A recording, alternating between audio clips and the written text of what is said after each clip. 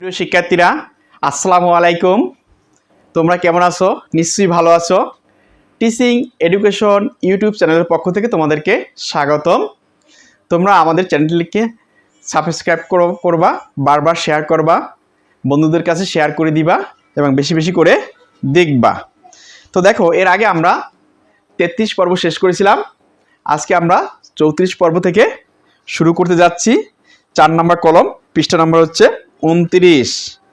তো একটা জিনিস তোমরা লক্ষ্য রাখবে, সেটা হচ্ছে বই হাতে নাও, কিন্তু এখানে কিছু কাজ রয়েছে। দেখো এখানে কি বলছে লক্ষ্য রাখো। সেখানে হচ্ছে তোমাদের নিশ্চয়ই কোভিড-19 মহামারী কথা মনে আছে। এখানে তোমাদের খেয়াল আছে যে কোভিড, এখানে বলেছে কোভিড-19 মহামারী কথা মনে আছে? হ্যাঁ, অবশ্যই। মারাত্মক ছোঁয়াচে এই মহামারীর কারণে পুরো পৃথিবী একটা বড় সময় স্থবির হয়ে গিয়েছিল। আসলে সে সময় একটা মহামারীর সময় দেখা স্কুল প্রতিষ্ঠান প্রায় 1 বছরের মতো বন্ধ ছিল, নাকি? নিশ্চয়ই তো তোমরা জানো, নাকি? আচ্ছা, তো সে কথা এখানে বলছে যে পুরো পৃথিবীটা একটা বড় সময় স্থবির হয়ে গিয়েছিল। আমরা সেই মহামারী নিয়ে একটি গণনা করার চেষ্টা করব। তারপর লিখছে, ধরো একটি বাড়িতে 3 জন লোক আছে। কয়জন লোক আছে? একটি বাড়িতে 3 জন। 3 জনের কথা বলছে। একটি বাড়িতে কয়জন লোক আছে? 3 জন। এটা বল ধরো তারা প্রত্যেকেই কোভিড আক্রান্ত হয়েছে। এখন হিসাব করে দেখা গেল তারা 3 জন প্রত্যেকেই একদিনে আলাদা আলাদাভাবে ন্যূনতম 3 জনকে আক্রান্ত করতে সক্ষম। এখানে বলছে প্রথম কয়জন আক্রান্ত হয়েছে? খেয়াল আছে, 3 জন। এখন এই 3 জন দ্বারা কি আলাদা আলাদাভাবে ন্যূনতম 3 জনকে কি আক্রান্ত করতে সক্ষম। আবার তাদের দ্বারা আক্রান্ত প্রত্যেককে আবার একদিনে আলাদা আলাদাভাবে ন্যূনতম 3 জন করে ব্যক্তিকে আক্রান্ত করতে সক্ষম। এখন দেখো এখানে কি বলছে, এখানে কিন্তু বইতে ছবি দেওয়া আছে। তোমরা দেখো এই বইতে একটা ছবি দেওয়া আছে, এই যে 3 জন করে ছবি দেওয়া আছে। কিন্তু আমরা ডাইরেক্ট মানুষের ছবি আঁকবো না, আমরা কি করব, আমরা সংখ্যা দিয়ে বুঝাবো। দেখো এই যে মনে করো একজন প্রথম আক্রান্ত হয়েছে। কয়জন? এই একজন আক্রান্ত হয়েছে। এখানে কিন্তু একটা গল্পের কথা মনে পড়লো, তোমরা জানো কিনা, যে আমাদের দেশে কিন্তু ডেস্টিনি ছিল একটা মাল্টিন্যাশনাল কোম্পানি, যাদের কাজ ছিল কি চক্রবৃদ্ধি হারে লোক বাড়ানো, অর্থাৎ সাইকেল বাই সাইকেল লোক বাড়ানো। সেই সাইকেলের মতোই একটা চিত্র এখানে আমরা তোমাদের দেখিয়ে দিয়েছি। মনে করো এখানে একজন, ইনি কি কোভিড-19 আক্রান্ত হয়েছে। আক্রান্ত হওয়ার পর তার কাছ থেকে মনে করো 1 জন, 2 জন, 3 জনের কাছে সংক্রমণ ছড়িয়ে পড়েছে। কয়জনের কাছে? 3 জনের কাছে। একজনের কাছে কয়জনের কাছে ছড়িয়ে পড়ে? 3 জনের কাছে, নাকি? এখন দেখো এ আবার করছে কি, এ আবার 3 জনের কাছে কি এটা ছড়িয়ে গেছে। এর কাছ থেকে কয়জনের কাছে ছড়িয়ে গেছে? দেখো 3 জনের কাছে। আবার এর কাছ থেকে 3 জনের কাছে ছড়িয়ে গেছে। দেখো এর কাছে কয়জনের ছড়িয়ে গেছে? 3 জনের। আবার এর কাছ থেকে 3 জনের কাছে ছড়িয়ে গেছে। দেখো তাহলে প্রথম আক্রান্ত হয়েছে কয়জন? 1 জন। এরপর গেল 3 জন। আবার এই 3 জন থেকে ছড়িয়ে গেছে। এরপর দেখো এরপর পর্যায়ক্রমে এর থেকে 3 জন, মনে করো এর থেকে কয়জন? 3 জন। আমরা দিয়ে দিলাম এর থেকে কয়জন? 3 জন। আবার এর থেকে কয়জন? এর থেকে 3 জন। দেখো আবার এর থেকে 3 জন। এরকম করে করে করে করে করে আস্তে আস্তে করে সব জায়গায় ছড়িয়ে গেছে। এভাবে তোমরা দিয়ে নাও, আমি আর দিতে গেলাম না। আচ্ছা, এখানে ছবি এবার বইতে এভাবে দিয়ে দিয়েছে। এই ছবি আছে, ছবি মানুষের ছবি সহকারে দিয়ে দিয়েছে। এখানে সেই কথাই বলছে। এরপর দেখো সূচকের ধারণার কি সাপেক্ষে বলতো কোন রকম স্বাস্থ্যবিধি মানা না হলে, এখানে বলছে সূচকের ধারণার সাপেক্ষে বলতো কোন রকম স্বাস্থ্যবিধি মানা না হলে পরবর্তী 5 দিনে, পরবর্তী কয়দিন? 5 দিন। এখানে কিন্তু বইতে ছবিতে 3 দিন দিয়েছে। বইতে ছবিতে কয়দিন দিয়েছে?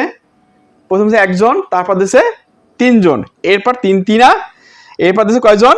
এরপর হচ্ছে এ থেকে কয়জন হয়েছে? 9 জন। তো এখানে বলছে পরবর্তী 5 দিনে সর্বনিম্ন কতজন কোভিড-19 আক্রান্ত ব্যক্তি থাকতে পারে। এখানে প্রশ্ন বুঝছি কয়জন থাকতে পারে, এটা আমরা বের করতে হবে। ছক অনুযায়ী পূরণ করার চেষ্টা করো। সাহায্যের জন্য চাইলে প্রদত্ত চিত্রটি দেখতে পারো। সাহায্যের জন্য চাইলে প্রদত্ত চিত্রটি, এই যে বইতে চিত্রটি তোমরা দেখো, বইতে যে এই চিত্রটি এইটা সাহায্য নিতে পারো। তাহলে আমরা আগে ছকটি এঁকে নেব, তোমরা ছকটি এঁকে নাও খাতায়। তো আমরা এই সাইডে এটা মুছে দিলাম। এখন দেখো ছক আমরা অটোমেটিক আগেই করে নিয়েছি। এখন এখানে কি বলছে, প্রথম বলছে দিন, আমরা দিনটা লিখে দেব, দিন তোমরাও লিখে নাও দিন। তারপর হচ্ছে কি আক্রান্ত রোগীর সংখ্যার গুণাকার, আক্রান্ত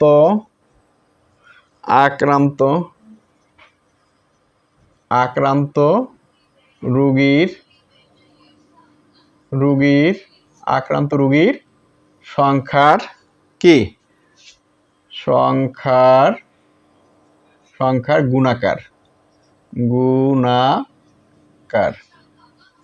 হ্যাঁ, আক্রান্ত রোগীর সংখ্যার কি গুণাকার। তারপর লাগছে আক্রান্ত রোগীর সংখ্যার সূচকীয় আকার।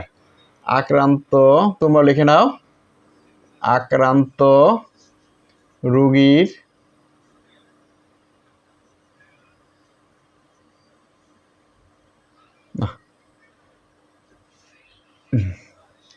আক্রান্ত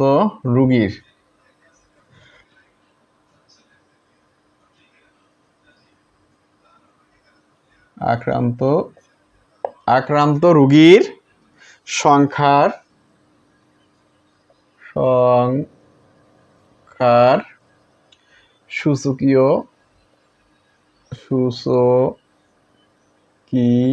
সূচকীয় কি আকার।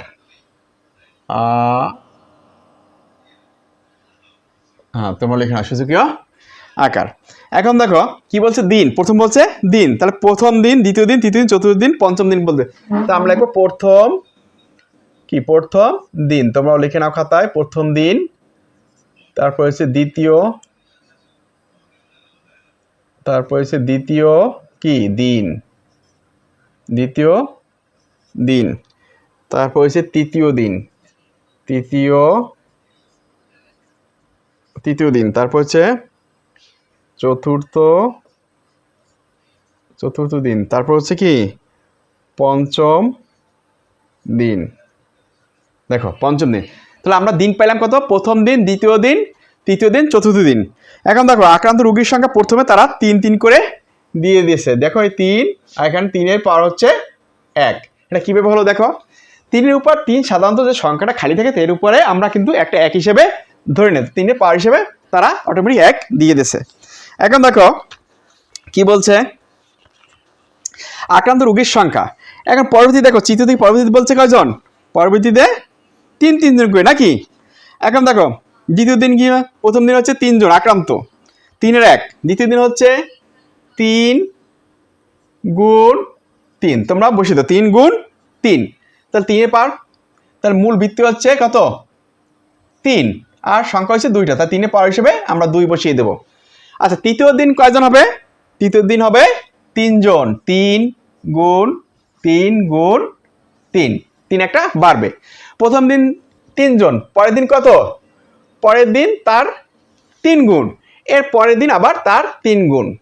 তাহলে দেখো মূল ভিত্তি হচ্ছে 3, আর এটা সংখ্যা হচ্ছে কত 3টা, তার পাওয়ার হিসেবে আমরা 3 বসিয়ে দেবো, 3-এর পাওয়ার হিসেবে 3। এখন দেখো তৃতীয় দিন হচ্ছে 3 কয়বার, 3 বার, চতুর্থ দিন 3 হবে 4 বার, 3 গুণ 3। এখন দেখো এখন মূল ভিত্তি হচ্ছে কোনটা 3, আর এখানে সংখ্যা হচ্ছে 4টা, তাই 3-এর পাওয়ার হবে 4। পঞ্চম দিন, চতুর্থ দিন 3 ছিল কয়বার, 4 বার, পঞ্চম দিন হবে 3 কয়বার, 5 বার, 3 গুণ 3, আমি আবার মুছে লিখে দিচ্ছি 3 গুণ 3 গুণ 3 4 বার গুণ 3, তার 5 বার হলো। এর মূল ভিত্তি হচ্ছে 3, আর এখানে সংখ্যা হচ্ছে 5 বার, 5। তো দেখো এখন কি বলছে, প্রথম দিন হবে 3, তারপর দ্বিতীয় দিন হবে কয়জন, 3 3 9, এর পরের দিন এরকম আবার এই 3 হচ্ছে 3 বার, তারপর হচ্ছে 3 হচ্ছে কয়বার, 4 বার, তারপর 3 হচ্ছে 5 বার। তাহলে এখানে বলছে আক্রান্ত রোগীর সংখ্যা সূচকীয় আকার, সূচকীয় আকারে আমরা প্রকাশ করে দিলাম, যেহেতু মূল ভিত্তি হচ্ছে 3, উপরে পাওয়ার 1, মূল ভিত্তি 3, উপরে সংখ্যা 2টা 2 লিখলাম, মূল ভিত্তি 3, উপরে সংখ্যা 3টা 3 লিখে দিলাম। তারপর হচ্ছে মূল ভিত্তি 3, উপর সংখ্যা 4টা, এই 3 4টা 4 বসিয়ে দিলাম। মূল ভিত্তি হচ্ছে 3, উপর সংখ্যা হচ্ছে 5টা, উপরে পাওয়ার হিসেবে 5 বসিয়ে দিলাম। তাই এটা মোটামুটি আমরা বুঝতে পেরেছি। এখন দেখো এই ধারায় 11তম ও 14তম দিন শেষে সর্বনিম্ন কতজন আক্রান্ত হতে পারে। এখানে বলছে এই ধারায় 11তম ও 14তম দিন শেষে সর্বনিম্ন কতজন আক্রান্ত হতে পারে। এখন দেখো এরপর এই পঞ্চম দিন, তারপর তোমরা ষষ্ঠ দিন বের করবা।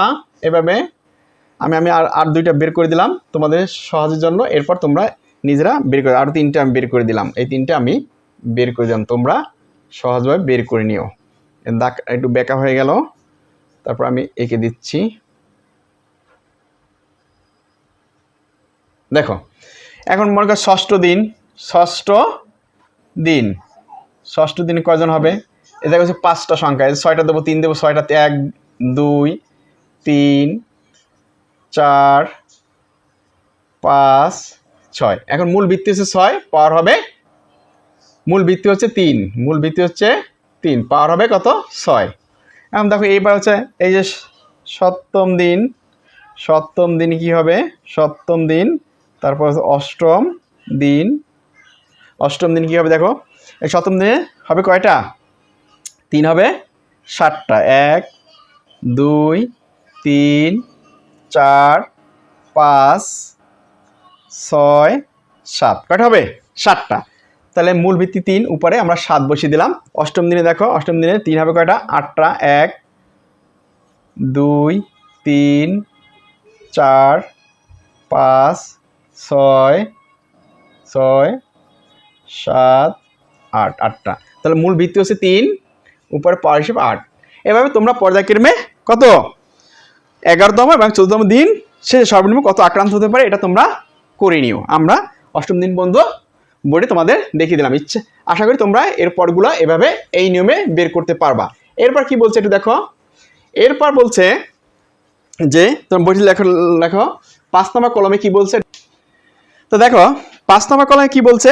10,000 1 লক্ষ, 10,000 1 লক্ষ, 10 লক্ষ, 1 কোটি এবং 10 কোটি সংখ্যাগুলোকে গণিতিক ভাষায় ছোট আকারে প্রকাশ করো। গণিতিক ভাষায় কি? ছোট আকারে প্রকাশ করো। দেখো তো মূল সংখ্যার 1-এর ডানে মোট কতটি শূন্য রয়েছে। এবার সংখ্যাটিকে ছোট আকারে প্রকাশের পর যে সূচকীয় সংখ্যাটি পাও তার সাথে পূর্বের প্রাপ্ত শূন্যের সংখ্যার মাঝে কোনো সম্পর্ক পাওয়া যায় কি? এখন দেখো কি বলছে। 10,000, প্রথম আমরা লিখবো কি? 10,000, 10,000 দেখো 10,000 নাকি? 10,000 হলো নাকি? 10,000। এখন এখানে বলছে কথায় লিখছে, এখানে আমরা গণিতিকভাবে 10,000 লিখলাম। এখন 10,000 প্রকাশের দেখো নিয়মটা কি? দেখো কি হবে? আমরা এই 1 নিলাম, 1 গুণ হবে কত? গুণ হবে 10। 1 গুণ হবে কত? 10। তাহলে দশকে 10, দশকে কত? 10। আর উপরে পাওয়ার এই যে 4টা শূন্য, 1 2 3 4, আমরা 4টা পাওয়ার হিসেবে 10-এর পাওয়ার 4। এখন দেখো 10 যদি আমরা 4 বার গুণ করি, 10-এ কয়বার গুণ করি? 4 বার। তাহলে 10,000 হবে। 10-ে আমরা 4 বার যদি গুণ করি সমান সমান 10,000 হবে। যেমন আমি দেখাই, 10 গুণ 10 গুণ কত? 10 গুণ 10, এটা করলে হবে 10,000 হবে। তোমরা একটু ক্যালকুলেটর থেকে করে নাও। 10 গুণ 10,000 কত হবে? 10,000 হবে। তাহলে 10-এর পাওয়ার 4। এটা বলছে কি? কি বলছে এখানে?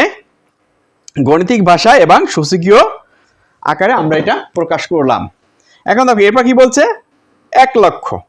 তো 1 লক্ষ দেখো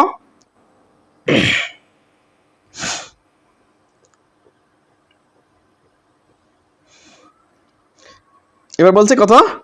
1 লক্ষ। তো 1 লক্ষ দেখো, 1 লক্ষ আমরা লিখবো 3 1 2 3 4 5 6 7, 7টা হচ্ছে একক, দশক, শতক, হাজার, অযুত, লক্ষ। তাহলে আমরা শূন্য পাবো কয়টা? 5টা পাবো। সরি, এখানে শূন্য হবে কয়টা? 5টা। উপরে হচ্ছে 4টা, এপার হবে 5টা। তাহলে 5টা একক, দশক, শতক, হাজার, অযুত, লক্ষ। তাহলে হবে 1 লক্ষ হয়েছে। দেখো 1 লক্ষ, একক, দশক, শতক, হাজার, অযুত, লক্ষ, তাহলে 1 লক্ষ হলো। তো 1 লক্ষ আমরা কিভাবে করব দেখো, 1 লক্ষ কি করব, সমান সমান আমরা 1 নিলাম, গুণ হবে 10, তাহলে 10,000 আমরা 10,000 কয়টা, একটা, 10,000 10 নিচে কয়টা, একটা, তাহলে এবার কি হবে দেখো, কি দশকে, দশকে কত 10, আর এখানে শূন্য সংখ্যাটা 1 2 3 4 5, তাহলে 10 এর পাওয়ার 5। এখন দেখো 10 যদি আমরা 5 বার করে গুণ করি তাহলে 1 লক্ষ হবে। তা আমরা দ্বিতীয়টা পেয়ে গেলাম কি 1 লক্ষ। এখন আমরা বের করব কত, 10 লক্ষ। এখন আমরা কত বের করব, 10 লক্ষ। তা 10 লক্ষ যখন বের করব তাহলে এখানে শূন্য কয়টা, 5টা, তাহলে আমরা এবার শূন্য দেব 6টা, 1 2 3 4 5 6, একক, দশক, শতক, হাজার, অযুত, লক্ষ, তাহলে কত হবে, এই দেখো এই 10 লক্ষ। তাহলে এখানে শূন্য ছিল কয়টা, 5টা, প্রথম শূন্য দিয়েছে 4টা, 10,000 হচ্ছে 4টা, এরপর 1 লক্ষ তো হচ্ছে কয়টা, 5টা, আর 10 লক্ষ তো হবে কয়টা, 6টা। তাহলে দেখো 1 গুণ 10, 1 গুণ 10 সমান সমান কত হবে, মূল ভিত্তি হচ্ছে 10 আর উপর পাওয়ার হবে 6, তো 10-এ আমরা 6 বার যদি গুণ করি তাহলে হবে কত, 10 লক্ষ। 10-এ 6 বার গুণ করলে কত হবে, 10 লক্ষ। এখন আসো, এখন হচ্ছে 1 কোটি। তো 1 কোটিতে শূন্য সংখ্যা, এখানে আমরা 10 লক্ষে শূন্য সংখ্যা দিচ্ছি কয়টা, 6টা, 1 কোটিতে আমরা শূন্য সংখ্যা হবে কয়টা, 60টা, কয়টা হবে 60টা, তারপরে 1 1 2 3 4 5 6 7টা, একক, দশক, শতক, হাজার, অযুত, লক্ষ, নিযুত, কোটি, ঠিক আছে 1 কোটি। তাহলে 1 কোটি আমরা কিভাবে করবো দেখো, সমান সমান 1 গুণ 10, এখন দশককে 10, মূল ভিত্তি হচ্ছে 10, আর উপরে শূন্য সংখ্যা 1 2 3 4 5 6 7, তো উপরে 10-এর পাওয়ার হিসেবে 7, 10 যদি আমরা 7 বার গুণ করি তাহলে কত হবে, 1 কোটি। এর সূচকের সহজ নিয়ম। এখন দেখো পরে বলছে কি 10 কোটি। এখন 10 কোটি আমরা কিভাবে লিখবো দেখো, 10 কোটি, এখানে শূন্য সংখ্যা দিলাম 7টা, তা এখানে শূন্য সংখ্যা হবে 10 কোটি জায়গা হবে 8টা শূন্য হবে, 1 2 3 4 5 6 7 8, 1 2 3 4 5 6 7 8, তো শূন্য সংখ্যা কয়টা হবে, 8টা হবে। এখন দেখো 1 গুণ 10-এর 1 গুণ হবে কত, 10 সমান সমান কত হবে দেখো, সমান সমান হবে দশককে 10, আমরা 10 বসিয়ে দিলাম, আর এখানে শূন্য সংখ্যা 1 2 3 4 5 6 7 8, তাহলে 10-এর পাওয়ার 8, 10-এ 8 বার গুণ করলে হবে কত, 10 কোটি, কত হবে 10 কোটি। এখন একটা কথা বলছে এখানে কি, যে এই সংখ্যাগুলো গাণিতিক ভাষায় ছোট আকারে প্রকাশ করো। আমরা ছোট আকারে প্রকাশ করলাম। দেখো তো মূল সংখ্যার 1-এর ডানে মোট কতটি শূন্য রয়েছে। এবার সংখ্যাটিকে ছোট আকারে প্রকাশ করার পর যে সূচকীয় সংখ্যাটি পাও তার সাথে পূর্বে প্রাপ্ত শূন্যের সংখ্যার মাঝে কোনো পার্থক্য পাওয়া যায় কিনা। এগুলো পাওয়ার বা সূচক। এখন দেখো আমরা এটা একটু মুছে নেই, তো দেখো কি বলছে, পাওয়ার বা সূচক, এটা কি পাওয়ার, তোমরা লিখে নাও, পাওয়ার বা কি সূচক, আমার লেখা একটু এলোমেলো হচ্ছে, তোমরা একটু সুন্দর করে লিখে নাও, পাওয়ার বা সূচক। পাওয়ার বা সূচক কি হবে, প্রথম পাইছিলাম কত খেয়াল আছে, 10-এর পাওয়ার কত 4, 10,000-এ, এরপর পাইছিলাম কত, এরপর হচ্ছে 10 লক্ষ, 10-এর পাওয়ার পাইছিলাম কত 5, এরপর দেখো না সরি এরপর হচ্ছে 1 লক্ষ, তারপর 10 লক্ষ, 10 লক্ষতে পাইলাম 10-এর পাওয়ার 6, এরপর পাইছিলাম কত 1 কোটি, 1 কোটি 10-এর পাওয়ার হচ্ছে কত 7, তারপর পাইছিলাম 10 কোটি, 10-এর পাওয়ার হচ্ছে কত 8, ক্লিয়ার। তাহলে দেখো এখন পাওয়ার বা সূচক আমরা মোটামুটি এখানে অঙ্কে যা চেয়েছে আমরা সেটা পেয়েছি। এখন কি বলছে, এখন যে সূচকীয় সংখ্যাটি পাও তার সাথে পূর্বে প্রাপ্ত শূন্য সংখ্যার মাঝে কোনো সম্পর্ক পাওয়া যায় কি। হ্যাঁ, এক ডানে যতগুলো শূন্য 10-এর উপরে পাওয়া যায় তা তত কি, যেরকম মনে করো যে আমরা যে 10,000 যে লিখলাম, 10,000 কি, এই যে 10,000 লিখলাম, তাহলে আমরা প্রথম কি লিখলাম 1 গুণ 10, উপরে পাওয়ার দিলাম 4, তার শূন্য সংখ্যাটা 1টা 2টা 3টা 4টা। হ্যাঁ, একটা মিল পেয়েছি কি অর্থাৎ পিছনে সংখ্যার 1-এর পরে যে কটা শূন্য এই কটা পাওয়ার, এই কটা পাওয়ার হিসেবে আমরা ব্যবহার করছি, এটা একটা মিল পাওয়া গেছে, সেই কথাই বলছে। আচ্ছা ওটা লেখার আর প্রয়োজন নাই, তুমি লিখতে পারো যে একের ডানের যতগুলো শূন্য 10-এর উপর পাওয়া যায় ততগুলো কি আমরা মিল পেয়েছি অঙ্কের মধ্যে। আশা করি তোমরা আমার এই পর্বটি সুন্দর করে বুঝতে পেরেছো। তার সূচকের গল্প এখানেই আজকে শেষ। এর পরবর্তী পর্বে আমরা বীজগণিতিক রাশি সূচক থেকে আলোচনা করব। আশা করি তোমরা ভালো থাকবে, আমার পর্বগুলো সুন্দরভাবে তোমরা দেখবে। অঙ্ক যে কোনো ধরনের অঙ্ক আসুক না কেন তোমরা অবশ্যই পারবে, এবং আমার চ্যানেলটি সাবস্ক্রাইব করবে এবং বেশি বেশি করে শেয়ার করবে। আর তোমরা আমার সবগুলো কন্টেন্টগুলো সুন্দর করে দেখতে থাকো। আশা রাখি বইয়ের যে কোনো ধরনের অঙ্ক তোমরা সহজ এবং সাবলীলভাবে করতে পারবা। এই আশা ব্যক্ত রেখে এখানেই শেষ করছি। আল্লাহ হাফেজ, ভালো থাকো।